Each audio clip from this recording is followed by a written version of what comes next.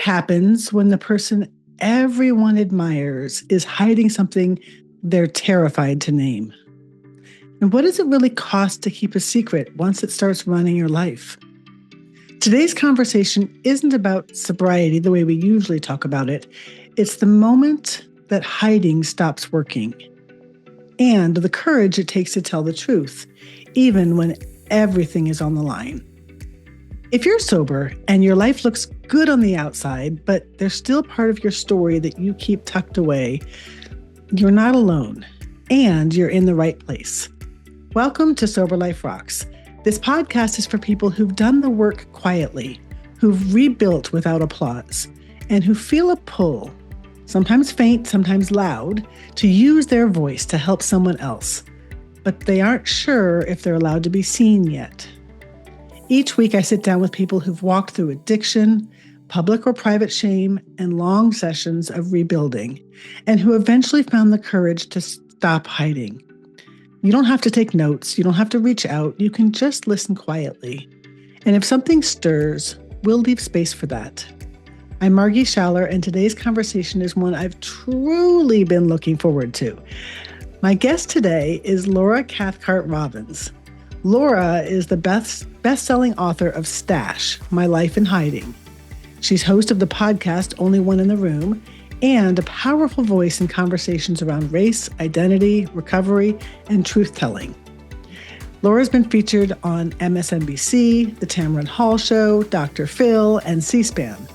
Her writing has appeared in the New York Times, Oprah Daily, Good Housekeeping, and many more. And her Modern Love essay was adapted for the Modern Love podcast. And she was named San Diego Writers Festival's Memoirist of the Year. But what matters most for this conversation isn't her resume. It's the fact that Laura knows what it's like to live a life that looks successful while quietly unraveling underneath. And what it takes to tell the truth once hiding becomes more painful than being seen. Laura, I am really grateful that you are here. Margie, thank you so much for having me. Really appreciate it. Absolutely. Well, let's just dive in. I want to ask you, before addiction entered the picture, or maybe alongside it, who did you believe that you were supposed to be? And who did you feel like you had to hide in order to survive?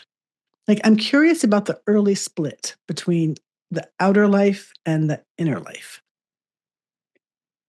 Yeah, I think the early split happened when I was a kid. A stepfather entered my life around age 5, and really just everything about me seemed to rub him the wrong way. Everything about who I was authentically, and I would get scolded a lot.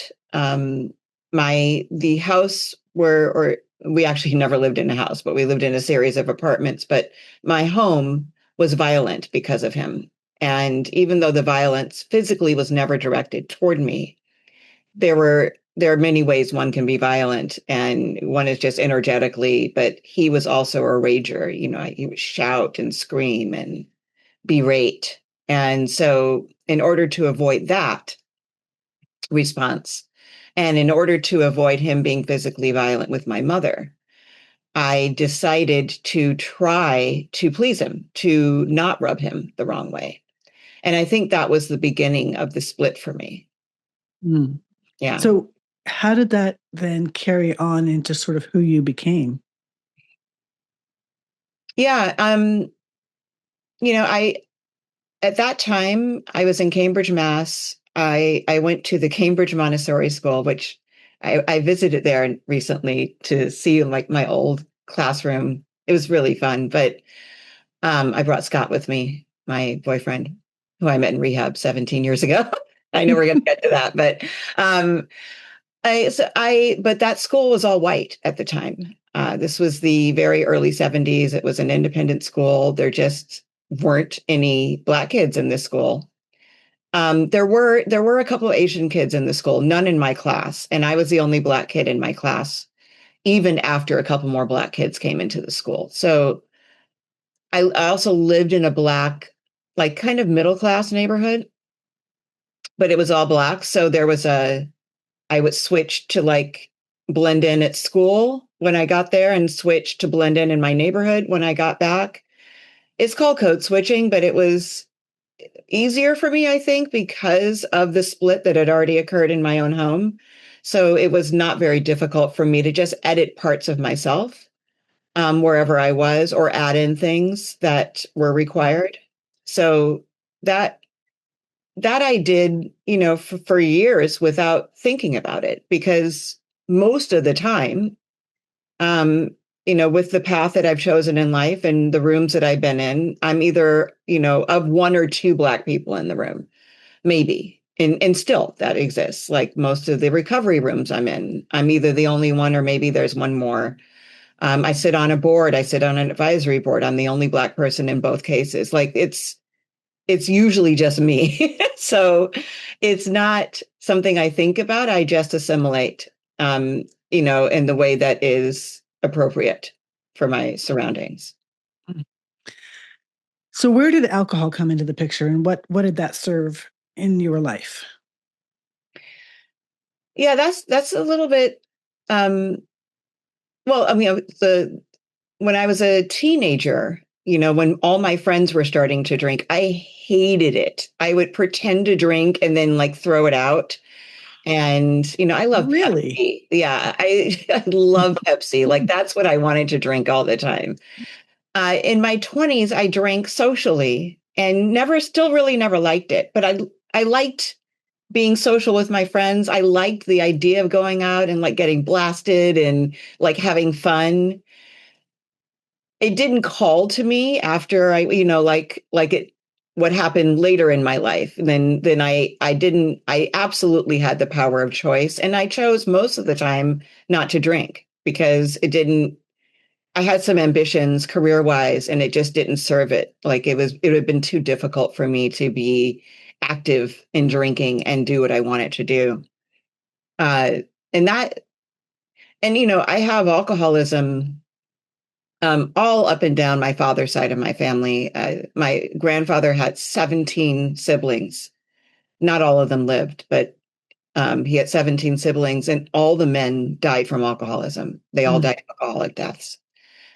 And so I had a vague idea of what that looked like. I was very pleased that I had escaped it because I clearly was not an alcoholic because I just didn't really care that much about it. And that changed after my kids were born in my 30s. Mm. And what happened then? Well, what happened then was, I had this vigilance that I had acquired when I was a kid, going back to my stepfather, because, like I said, it was a violent home, and I didn't know what would set him off. Usually, the fights between he and my mother would occur at night, and so I was on pins and needles the whole time I was in my room at night, waiting, listening for the first sign of an argument between them, because that would mean that, it was going to escalate and get bigger. And then, that was just really scary to me. So I adopted this hypervigilant way of being at night. It did include some sleep, but not a lot of sleep. I was very, very close to the surface, always kind of listening. And after my kids were born, that reemerged for me. It went away for a long time.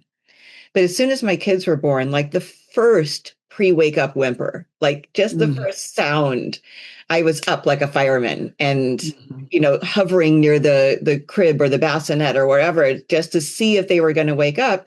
Because I couldn't stand the idea of them waking up and me not being right there. Mm. I wanted to be the one who answered the call. And it didn't extend in the way that a lot of postpartum anxiety does into the day. Like I wasn't worried about them all day. I wasn't like hovering over them all day. It was only at night during that time, but I couldn't sleep. So I was prescribed Ambien to help me get to sleep. So I was really at the end of my rope. I was taking care of them during the day. They were born back to back, one in 98, one in 99. Boys, and I a lot of boy energy. So I needed energy and I didn't have it because I wasn't sleeping, and he gave me Ambien and I took it I got a bottle of 30 that lasted me for a year. I thought they were magic. I loved them. But I found that I could kind of reset my system with them and then sleep better and be kind of more normal. But then it stopped working. And so then I was taking one every night the second year, and then it progressed. And eventually, the year that I write about and Stash My Life in Hiding, I needed to wash them down with alcohol in order to get the effect that I desired, which was at that point pretty much oblivion. And so here you are, you're living your best life on the outside, Yes. and you have this need for sleep that you've justified in your mind. At what point did you take a look at that and say, what's happening here? This is no longer sane. I mean, I probably didn't think that, honestly, until after I went to treatment and got out. I didn't think this isn't sane. I was getting a divorce, and I didn't want to give him any more ammunition. Mm-hmm. And I had an idea that if anybody understood what I was doing on a daily basis to get loaded, it would be viewed as insane. But I don't know that I thought it was insane, honestly. So, what brought you to treatment? Just fear that I might lose custody of my children Mm. if he found out. Because that's the other thing is like, I hear people in recovery meetings talk about coming in with a high bottom, and I'm always like, oh, that's nice for you. But but the truth is I had some indicators of a high bottom myself because the people in my life didn't know what was going on. In fact, I had to really defend the fact that I needed help to a lot of my very close friends who were sure that I was exaggerating or that it wasn't that bad. They had never seen me drunk. They didn't understand. You don't have behavior that matches with what we have in our head for someone who needs help with this. So I had done a really great job of, we call it fronting, like just making sure that nobody saw what was really going on. And that looked like showing up for my tennis lessons, showing up for my workouts, getting my nails done, getting my hair done, hosting dinner parties, going to premieres, being the room mom at school, being the parent association president. All those things were true. Right, because you and your Well, husband at the time were very high profile. it's very high profile. Well, yeah, I mean, in our circle in Hollywood, we definitely were. There was a lot of front facing action then. And in my mind, if I continue to show up for all that front facing action, it couldn't be that bad, even though, Oh, right? Yeah. I completely relate. I mean, in my life, I was a single mom and I was working at a junior executive level and going to conferences and all the things. And I knew once I had that first glass of something Right. that all bets were off. So I only drank in private. Mm-hmm. And I Yes. remember even being at some conference and my boss just got lit. And then she was running a meeting of all the people from our company who were there, sort of like a pregame meeting before the conference kicked off. And she was literally staggering, like holding on to the table not to fall over. And I'm thinking to myself, like, good God, this woman has a problem. Yes. Isn't that great how we can do that? There's a name for that. I forgot what it is, but it's a word that is when Denial. right. But there's a word for it's when you have a disease that tells you that you don't have a disease, or Yeah. you have a condition that tells you you don't have a condition. Yeah. Like anorexia is one of them. Yeah. And it's just amazing to me. And I don't think anybody that hasn't dealt with that would really understand that it's not just selective. Like I really thought that I mean, I needed to think that, but I don't remember doubting myself. I always thought me getting it together was like going to happen the next day. Mm. Like, Yeah. And I can totally relate. Like, same thing. I was, soccer mom and took my kids to all the activities, never missed a thing, all the stuff in my life.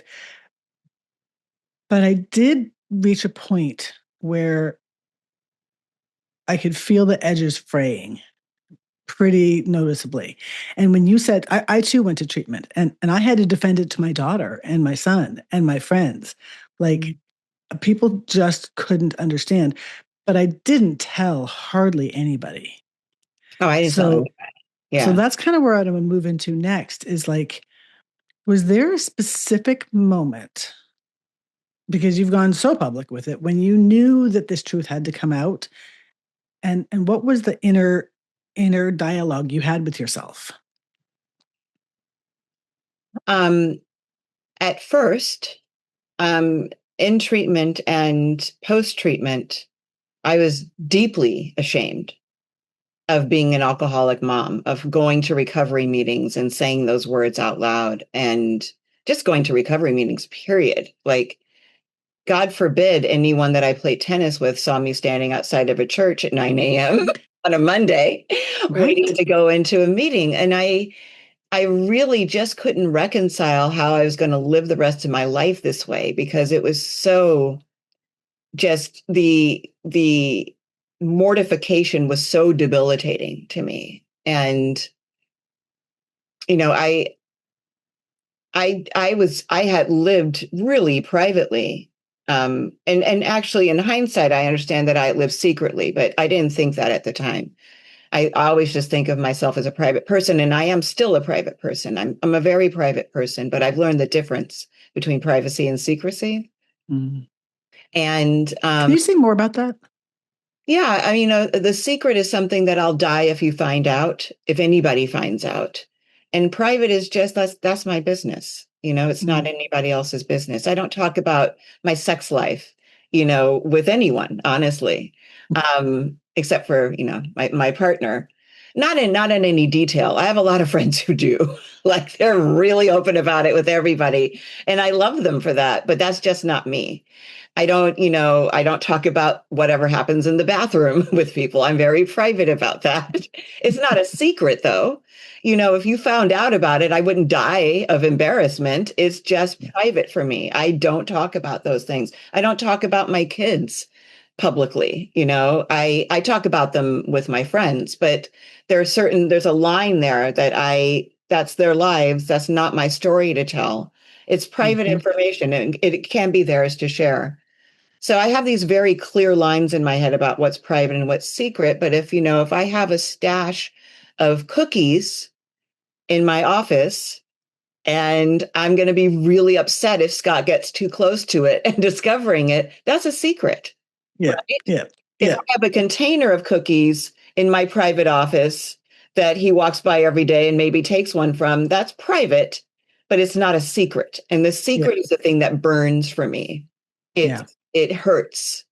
It hurts if somebody finds it out. And that's always, my whole life, that's what it felt like. It felt like pain if somebody discovered a secret of mine.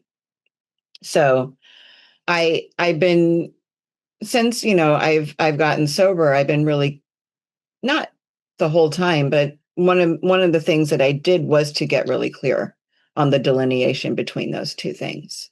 And that's been really helpful to me. So you were talking about, though, how when you first got sober, like, it was this big secret. It was a big secret. And yeah, so I didn't share in meetings. I didn't talk about myself. I listened, but I went to a lot of meetings, but I didn't talk.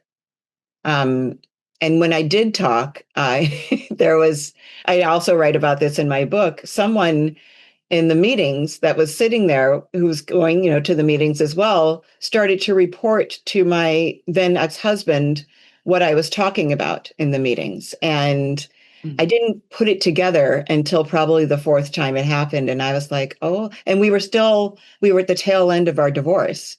So there were things that were quite damning for me that I shared about. So I wasn't sharing much at first, and there was, like, whatever it was. That's kind of, self-preservation, right? Not to share something that could be leaked to the opposition's divorce attorney, but also just the cap of that shame really kept me from sharing. And it wasn't until it was about a year that I started sharing my story. And I only did that because someone asked me to take them through the program that I'm in, the 12-step program, which I thought was a huge mistake because I didn't know anything about it. but they were really insistent. And so I started sharing with her and then sharing with a small group of women and then eventually leading a meeting and sharing my story. And, each time I did, I was ready for the floor to just open up and swallow me. Like it was going to be the worst thing that ever happened to me. And sometimes it was uncomfortable. Like sometimes people came forth with pity, which is a really common response to my story. I'm so Mm, sorry you had to go through that. That must have been terrible. I can't imagine it. I don't know what I would do. And I understand they're trying to connect, but those things feel heavy in the moment. They don't feel like connecting. They feel like it feels like pity, which is different yeah. than passion, I think. Yeah. So sometimes I did regret that, but the majority of the time, I just felt like, that wasn't so bad. And I got through it. And then I kind of got used to telling my story after a time.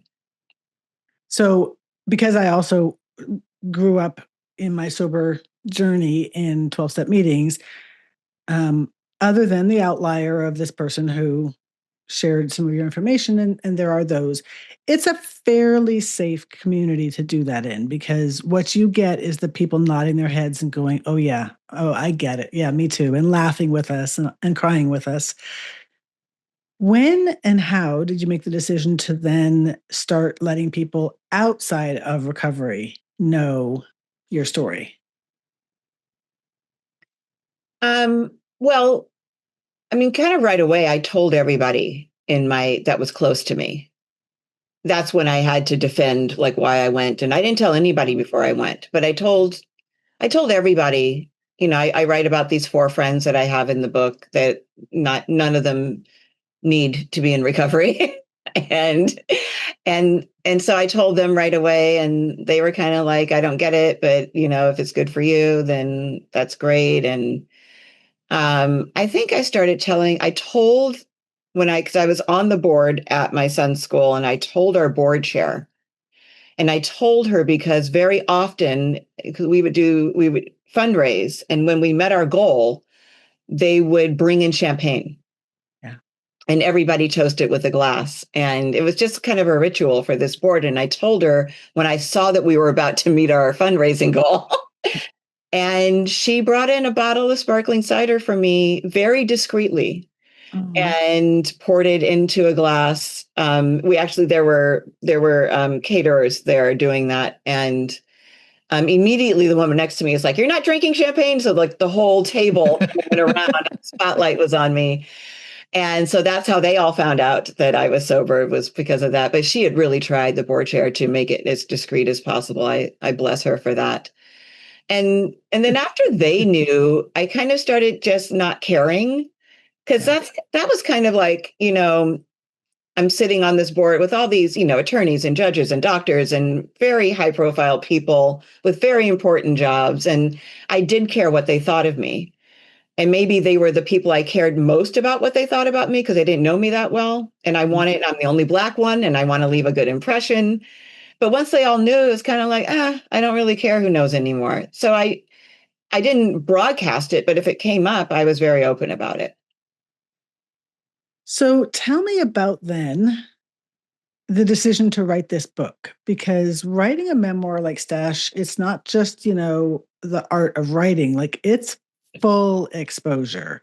Yeah. So, how did you decide to do that and what did you wrestle with privately, that private secret uh discussion that we had earlier? So just this is a much longer story, but very quickly, when I was always a voracious reader and writer, always, always, always. And when I got sober, I lost the ability to read and write for pleasure immediately. Like it was Mm, like a candle blew out. mm. And I kept trying to pick up books, but I couldn't read more than a paragraph. I kept trying to journal and I couldn't get anything down on the page. And so I gave myself like 5 years. I thought, you know, I've just gotten sober. This is really traumatic, bodily, mentally, spiritually. Let's get that healed. And then hopefully this will come back. It didn't come back after 5 years. So I started taking classes, writing classes. And, the other thing about me is I didn't get past ninth grade in school. So I don't have a formal education. And so sitting in a classroom, this was, before everything was on Zoom. Um, was hard for me. I felt very much like the slow kid in class. Like everybody in these writing classes had gone through school, they had multiple degrees, and it's a different kind of intelligence, academic intelligence. And I know that I'm smart, but I didn't have that. I didn't learn about the same things that they learned. I didn't learn grammar in the same ways that they learned it. And so I really tried hard to catch up. I took more and more classes. And one of the classes I took toward the end of this, so this is about year 10 of sobriety, was a book proposal class. And I finished one and I sent it out to 16 different agents just to kind of see. And it was a proposal about like 10 years of my life. And immediately I got 15 rejections, like form rejections. They all came back right away, like the next week, which was really disheartening. One of them, actually, I'm sorry, two of them rejected me with an actual email, and one of them said, not going to sign you. You're a good writer, but this isn't my cup of tea. However, this portion of your memoir, like this, what you're proposing, these 10 months, that's the memoir. And the 10 months were the 10 months that I wrote about and stashed my life in hiding. And that was exactly what I didn't want to write about. I did not want to write about that. So when the second one came in and very like underlined basically the same thing, I thought, okay, I'll give this a shot. I'll try to write about this year of my life. So that's really how it happened. I wrote 30 pages of it. I sent it to my friend Holly Whitaker, who you may know. She wrote the book Quit Like a Woman. And she kind of freaked out. She loved the pages, so she sent them to her agent. This was in November 2020. And then her agent signed me 2 days later and said, how quickly can you get this book written? And I wrote it in 6 months. And then she sold it 4 months later. Wow. Yeah. Wow, that's a whirlwind. Yeah. Okay, so now once the book's out and this secret truly wasn't yours alone anymore, what changed in your body and your sense of self? I think that metamorphosis you're talking about happened earlier on for me because I really wasn't scared to write the book or to put it out in the world. I just didn't want to. It's dark. It's like the most excruciating year of my life. It's not really, I actually ended up having so much fun writing it, but I didn't anticipate that. I didn't think it was going to be fun to write. And so I wasn't scared to write it. I was more scared of when it was coming out for other reasons. My I'll tell you about that later, actually, at the interview. But I wasn't scared of what people were of being judged. Wasn't scared of people's opinions changing of me. But prior to that, coming up to that point, I had been so scared of what my mission of sobriety might do to my reputation or might do to someone's opinion of me. These moms that had trusted me carpooling with their kids, right? Yes. I was very scared of how they might go back in history and think, wait a second, were you on this day, that day you were late, that day you said you were sick, which I probably was. There were many days where I said I was sick, where I wasn't. I was, but I wasn't. I didn't have the flu. That sick. Yeah. I wasn't that kind of sick. And I was really scared of that. And, for that, I think telling my story in recovery rooms, forgetting to keep it a secret after I told like the people that I discussed with you earlier, my friends, the board members, eventually the school, administration, like everybody knew, like eventually forgetting to be ashamed of it, right? Oh, this is something that people might judge me for, just like being really open with it. And sometimes when somebody did judge me, I was ashamed again. That happened for a number of years. But then eventually that didn't even happen anymore. When somebody judged me, I won't generalize, but usually it wasn't about me when somebody judged me for it. And I came to internalize that and not worry about trying to fix my image, in their eyes. And so that happened slowly over the course of many years. So by the time I was I was 12 years sober, I think, when I wrote this. So by that time, I really had healed a lot of that in my Yeah. body. So I was different. And it wasn't indifference. It wasn't that I didn't care. I cared deeply, but I cared about myself. Do you know what I mean? I didn't care about how I was perceived in the same way. I Yeah. really cared about myself. All of that truth telling had gotten me to understand that one, I really want to live. And I don't want to just exist. Like, I really want to live. It is really important for me that I'm there for my children. I'm so grateful for it every day. Every time they call me to help Hmm. them with a dentist appointment or gas money, I'm so excited that I get to take that call because it really could have gone the other way, you Yeah. know? So all these things have really refocused my attention and relieved me of that shame.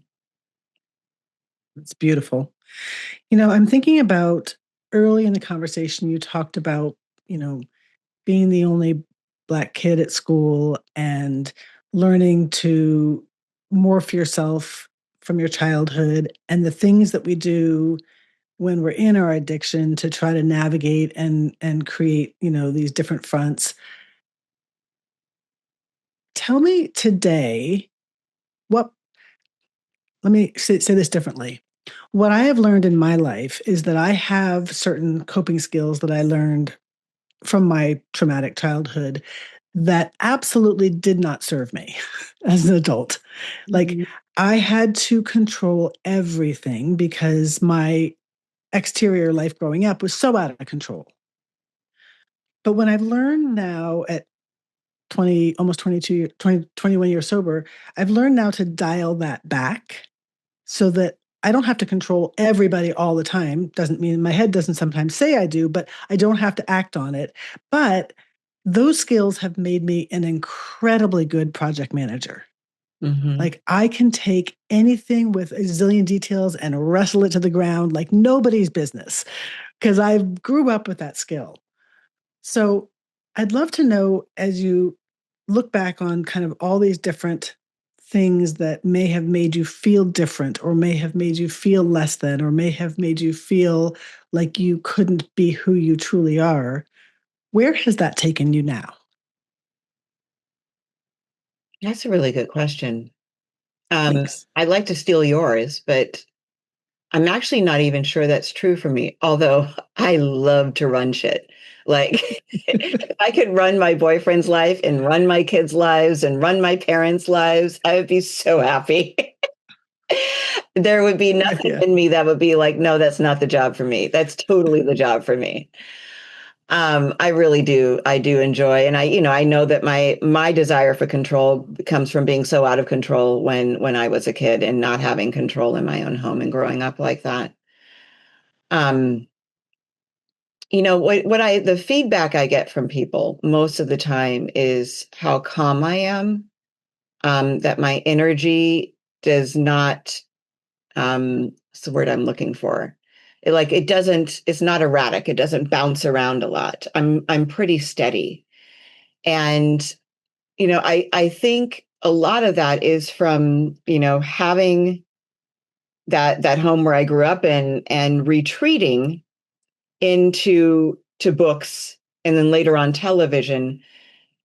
Even though those things soothe me, I learned how to self-soothe, in that. And I think that is a skill that I have that I bring into my daily life. Like, I don't, and I know that children who grow up in chaos are very calm in chaos, like when in a crisis, right?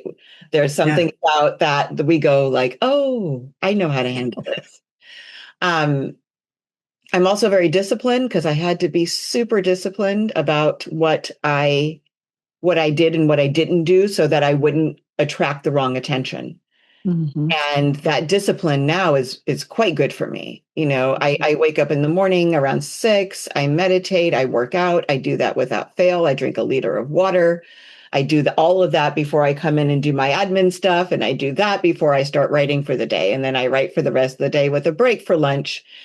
And then I knock off around the same time for dinner. And, people are always like, you know, I know there's an admiration about that. And it's just like, it's just my life. Like it's how I've always been, that regimented thing, which maybe could have gone out of control the other way, being too regimented. But in this way, it really serves me and allows me this freedom that I Mhm. come to. And maybe that's also the calmness and because I am free.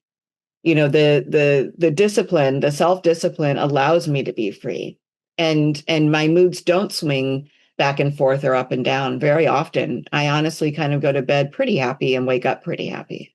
I remember when I was newly sober, I used to pray for boredom, which I didn't understand what the words were that I was saying, but if chaos wasn't surrounding me, I created it because that's what I needed, because that's what all I knew. And today, like I live a fairly simple life. And when things get chaotic, I get a little anxious now Mm, because I like the peace. And that's what I was really praying for, was peace. And yes. it's so beautiful when we can find our peace, and it doesn't have to be the same formula as somebody else's peace, but it can be ours. Yeah. And And the interesting thing is, I think I've seen a lot of people drink again or use again after getting sober because of boredom, yeah, because their life is just like, is this it? Is this what it's going to be? And then there's, a few days and then a drink looks good and they're off again. And so I think you really have to prepare yourself for that, or one really needs to prepare oneself for what feels like boredom, but is really peace. That's yes, serenity, right? That is yes, so valuable to me now, but that I didn't understand the value of early on. for sure, for Yeah. sure. Oh my gosh, there's been so much good stuff here, but I kind of want to now turn it to the people who are listening, Mm, because this podcast reached people who are quietly holding it together, um, sober, but maybe they're looking outwardly fine and still inwardly exhausted. mm, So, what would you say to the person listening who maybe they're still afraid to speak their truth, and wondering whether that truth would destroy their life instead of saving it? Or what would you say to somebody who still is keeping up these appearances, um, but it's exhausting them? What do you wish that they would know? Gosh, I think that's most women. I read this article about role exhaustion for women having nothing to do with substance abuse. Just like how many roles we take on and how exhausting that is, and yet we show up for these roles pretty much in the same way every day. And we, in spite of our exhaustion, right? This is something that we're taught to just like power through. And I think when you treat that role exhaustion with a substance, right? In my case, there it helped. It really helped. I went for, about a year thinking, well, good. This is what I needed. I can do everything that I've set out to do now with these additions to my life. And then as the saying goes, the solution, I had a problem and then alcohol was a solution, and then my solution became my problem. So then I had two problems, right? That's right. And so, the just the kind of baffling piece of that, like I just didn't understand how I couldn't fix it, how I couldn't make this work in my life. And that I kept a secret too. Um, and I heard this woman say in a meeting years ago that faith isn't jumping from A to B, faith is just jumping from A. And That's so good. that good. I always want to be. I want to know exactly where I'm going to land and exactly what it's going, that I'm not going to be hurt and that it's not going to be uncomfortable if I do this. Otherwise, I'm not doing it. I'm not taking that leap if I don't have those assurances. And the truth is, when I took that leap, the landing hurt. It was super uncomfortable. I was in a state of discomfort for a long time after that. That's, physically, I was uncomfortable. Emotionally, I was tore up. The And leap being using drugs and stopping drinking. And getting divorced at the same time. Yeah. So those two things really, they seem like they're separate, but they were the same to me then, because leaving one meant leaving the other. Mm-hmm. And I just didn't know how to do it. I didn't know how to leave my marriage without, I couldn't without the numbing agents. Yeah, I couldn't do it. I wouldn't have my kids. And that was my saving grace. It's like, I really wanted I just didn't, that was the thing I was connected to. So I would say, if you think about that, faith isn't jumping from A to B, faith is just jumping from A. My determiner was I decided I wasn't going to make any decisions based on fear. If I am only not doing this because I am afraid of what might happen, that is not a good enough reason not to do it. If I know it to be the right thing, but I am afraid of the consequences. If I know leaving my marriage is the right thing, but I'm afraid of where I might end up living or how much money I have, that cannot be one of the determiners on whether or not I leave the marriage. And, giving up drugs and alcohol, the same thing applied. If I knew that it was the right thing, I couldn't let my fear of detox or of coping with death or weddings or play dates without or Tuesday without an aid be the thing that stopped me from doing it. And that was really, it wasn't a crisp turning point. I didn't think, I'm not going to let fear stop me, and then just did all the right stuff. But it was something that I worked on and worked on and worked on and came to believe, or came to realize rather, that I was doing this. I was letting fear stop me. And it wasn't a healthy fear, like the fear of crossing a highway to get, obviously there are things that you do want to let fear stop you from doing. But to evaluate it, and only you can evaluate it that way. Only you know if it's the right thing for you to do. What are the factors that are stopping you? And if it is just fear of discomfort or the unknown, for me, it wasn't a good enough reason. That to me is the mic drop moment. Honestly, I love that so much, because I feel like people assume that confidence comes before we take action. And what I'm hearing you say is that confidence came as a result, because you stopped hiding, or because you stopped, these behaviors or these decisions, not the other way around. And I can't help but wonder how many people listening right now are waiting to feel ready, when what they're really waiting for is permission. And so I just want to say this out loud. Shame doesn't measure itself, with headlines. It measures itself with silence. And silence can live in very successful, very put together lives. And so if there's a moment where you're listening and there's jumping from point A and speaking your truth, maybe it's quietly with one person. Maybe it's writing writing a post and putting something out there in a safer place like social media, or just being a guest on a podcast, or whatever the thing is where you feel like this is your moment. This is your time to tell your truth and your story. I just want to welcome you to do that. Because I think that based on everything that we've talked about today, and Laura, your story is unbelievable, we get to come into ourselves in a way we never even knew was possible. Yeah, it's so good. And that's the beauty of breaking that shame cycle, breaking that silence. And I'm so grateful, Laura, that you came on today. I feel that warmth and that calmness, and I love that about you. And it's not just in, the things that you've shared today, but how you've shared it. Because it reminds me that we're all works in progress. Getting sober isn't the finish line. It's the beginning of that braver question, like, what would it look like to stop hiding?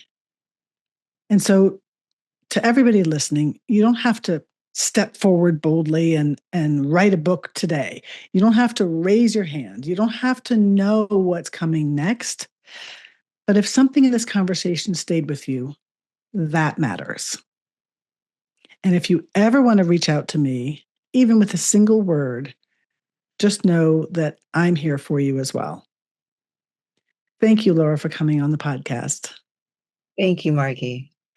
And if this episode resonated, I'd love for you to like, subscribe, or share it so that this conversation can reach somebody else who also might be listening quietly. Because your past does not disqualify you, and your voice might be exactly what somebody else needs to see. I'll see you next time.